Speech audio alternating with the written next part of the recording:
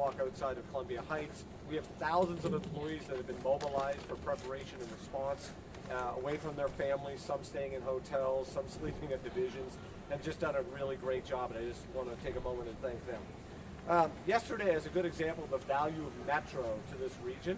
Even during the storm yesterday, we still moved over 60,000 people on the system. And yeah, it was really important for people to stay home, but that shows you we get people to hospitals, we get people, police, firefighters, other critical services to get to work, so people can now go get groceries or out to medical appointments as soon as the storm's over. So I wanted to mention that. Today, we were really trying to ramp up service throughout the day.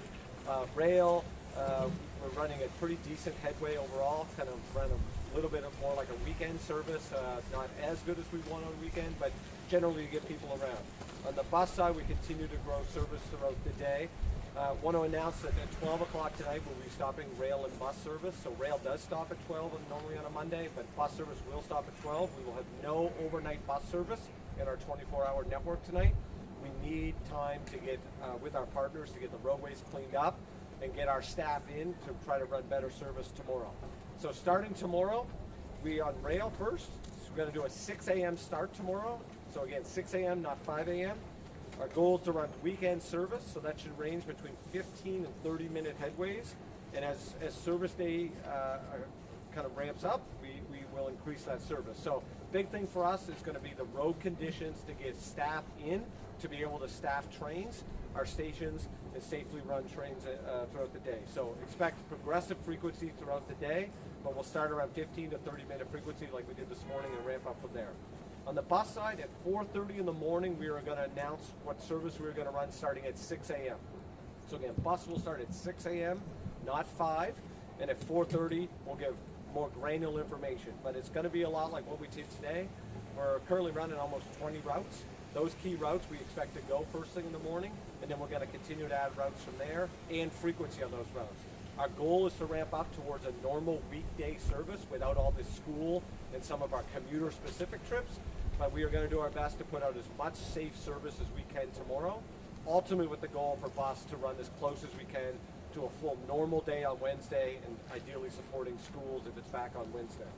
On Metro Access, we're going to run every life-sustaining trip, and life-sustaining to us means things like dialysis, cancer treatments like we did today and yesterday during the storm, all day tomorrow. But on Metro Access, we're going to start trying to do regular Metro Access service after 8 a.m. Again, we want to make sure the roads are clear so people can get safely around. Lastly, I want to mention that we'll have free parking tomorrow at our parking ride facilities.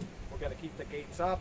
We still have a lot of snow and ice removal to do. We want people to safely get in and out as they use the system. I very much encourage people to go to wamata.com/snow, follow us at Metro Pulse, all of our social media channels, and of course, local media that covers this stuff pretty extensively. So again, thanks our customers for our patience. We are slowly but surely ramping up, recovering from this storm, and thank you to all of the great staff at Metro and all of our partners. Just great work you're doing out there to bring everyone back to normal. Thank you.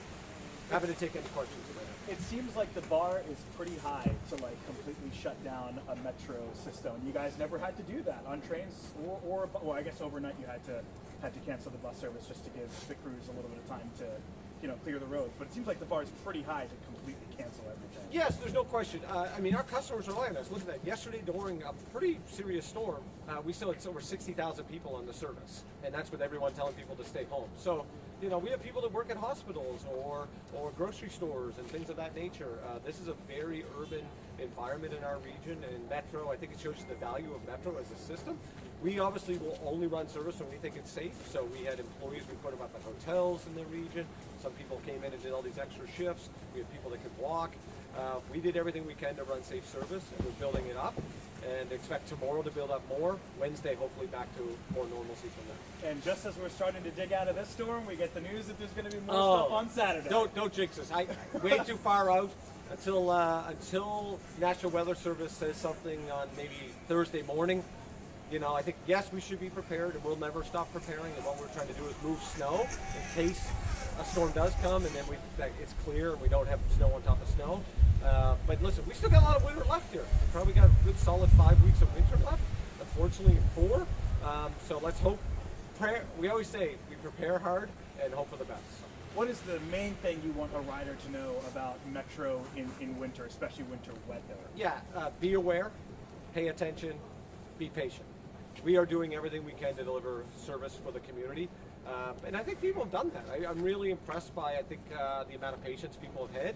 Obviously that wanes day after day, but if you can just be patient, follow social media, follow our Metro Pulse, give real-time information, we're going to continually safely deliver more service out as it becomes available with roadway conditions and staff availability.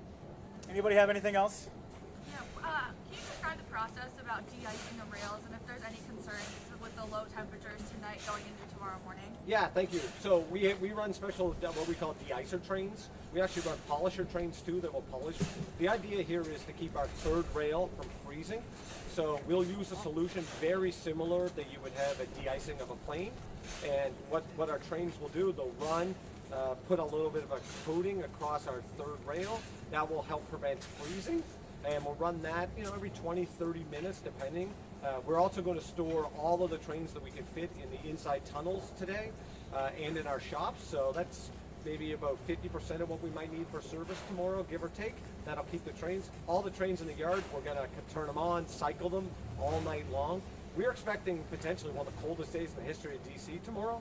So we're doing everything we can to keep kind of the infrastructure in our vehicles as warm and kind of exercise as possible. And you mentioned that some of the parking lots still have some more snow to be cleared. What about the entryways to all of the WMATA stations? Have those been shoveled out? Yeah, we certainly have all of our crews out there. So I would say all the stations are accessible. Now the question is, how do we expand that access? So like here at Columbia Heights, our team is doing a really good job. So instead of a small path, we want to get this whole plaza area cleared, especially as we know the ice will build or potential storm next weekend. So some of these stations too are in other jurisdictions or business or a residential area, and they own part of that responsibility as well. So again, I think the mayor said this really well. Get out, help your neighbors, help your community, look after your peace. We all get through it together. Thank you. I was ready to put the mics down, but since my hand is frozen here, and Mine too. You just said something that really piqued my interest. You guys park trains in tunnels overnight when it's super cold, so that way they don't bear the brunt of like wind chills and stuff like that. I don't. For sure. A lot of people knew that. So we did that last night. The night before, we're going to store as many trains as possible overnight. So if you went into say Metro Center at 2 in the morning, there's going to be 2 trains sitting on the platform, the red line, and 2 downstairs. And we're going to put as many trains as we can. That difference in temperature is the difference of keeping that train warmer. Things like our the air conditioning circulation system, not from the air conditioning, but the circulation system. Right. All of our power circuits, all of those types of things. The other thing it does, it keeps it from getting moisture and ice on the roof of the train, which then can get in. Keeps our doors warmer, and the door systems are our biggest problem, probably in this kind of weather. And so, like earlier today, we've been losing trains the last couple of days because the door systems, when we have to take them off the line, thaw them out. They get frozen. Yeah, exactly. So, these are big, complex pieces of equipment.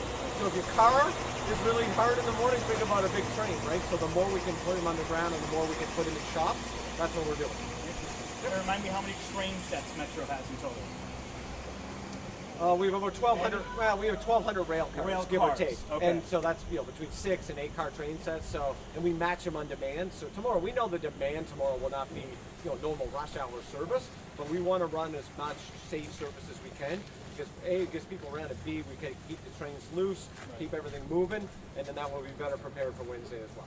Thank you, Randy. Okay. Thanks, guys. Appreciate you being here. Can you pull your mics from my hand, please? I'm not joking. My right hand is pretty frozen.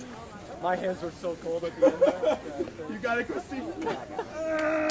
Yes, guys. Thanks for taking I over did the it! tea. Great work. I'm glad, I got this one. Okay. I know, brother. Okay. Thank There you. we go. That was awesome. Appreciate all the hard work you guys do. Thanks. Really good seeing you guys. Okay. You too. Okay, you got that? Okay. See, it even happened to Christy. There we go. Everybody got their mics? Some of them, yeah. I can't believe how. Man. See, once you get the set, Actually, they didn't go like this. I thought they were doing a hand talk. Problem, but it was like, See, look at not only.